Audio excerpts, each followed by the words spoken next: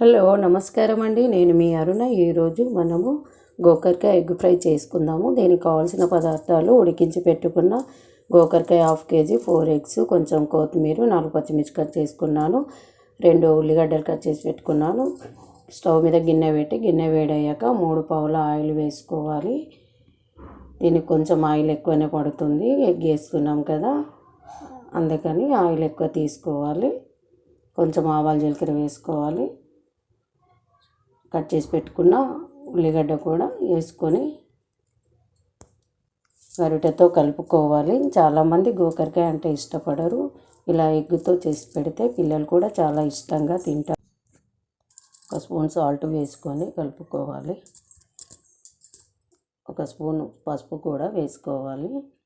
అది కూడా మిక్స్ అయ్యేంత వరకు కలుపుకోవాలి. 1 స్పూన్ అల్లం వెల్లిగడ్డ పేస్ట్ వేసుకొని పచ్చివాసన పోయేంత వరకు కలుపుకోవాలి. కొంచెం కొత్తిమీర కూడా తీసుకొని ఆ కొత్తిమీర కూడా వేసుకోవాలి. మళ్ళీ కొంచెం కలిపి ఉడకబెట్టిన గోకరకాయని తీసుకొని అందులో వేసుకొని కలుపుకోవాలి. 1 నిమిషం పాటు కలుపుకోవాలి. మూత పెట్టుకొని తీసి మళ్ళీ పచ్చిమిర్చి కూడా వేసుకోవాలి. అప్పుడప్పుడు కలుపుతూ ఉండాలి, అడుగంటుతుంది. అది మగ్గిందా లేదా చూసుకుంటూ కలుపుకోవాలి. గోకరకాయ ముందే ఉడికించినాం కనుక జల్దీ మగ్గుతుంది. ఇప్పుడు గోకరకాయ ఉడికిందా లేదా ఒక ముక్క తీసి మనము చూడాలి.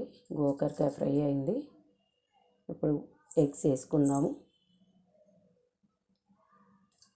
ఎగ్స్ కలపొద్దండి గట్టిగా, మెల్లగా దాన్ని కొంచెం సిమ్ మీద పెట్టి ఈ విధంగా చేసుకొని మూత పెట్టేసేయాలి. మూత పెడితే అది ఉడికిపోతుంది. ఉడికినాక మళ్ళీ మూత తీసి చూద్దాము. 2 నిమిషాలు మగ్గనిద్దాము. ఎగ్ ఉడికింది. మళ్ళీ ఒకసారి 1 స్పూన్ కారం వేసుకోవాలి. మొత్తము మిక్స్ అయ్యేంత వరకు కలుపుకోవాలి.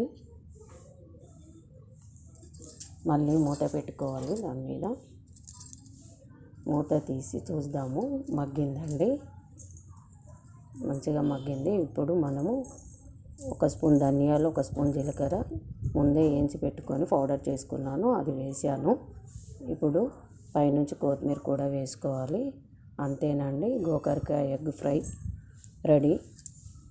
ఈ ఫ్రై మీకు నచ్చినట్లయితే ఒకసారి చేసి టేస్ట్ చూసి కామెంట్ రూపంలో తెలియచేయండి. చూసారు కదా మా అమ్మ చేసిన గోకరకాయ ఎగ్ ఫ్రై. మీరు కూడా ట్రై చేసి ఎలా ఉందో చెప్పండి. Thank you for watching. Please like, share and subscribe.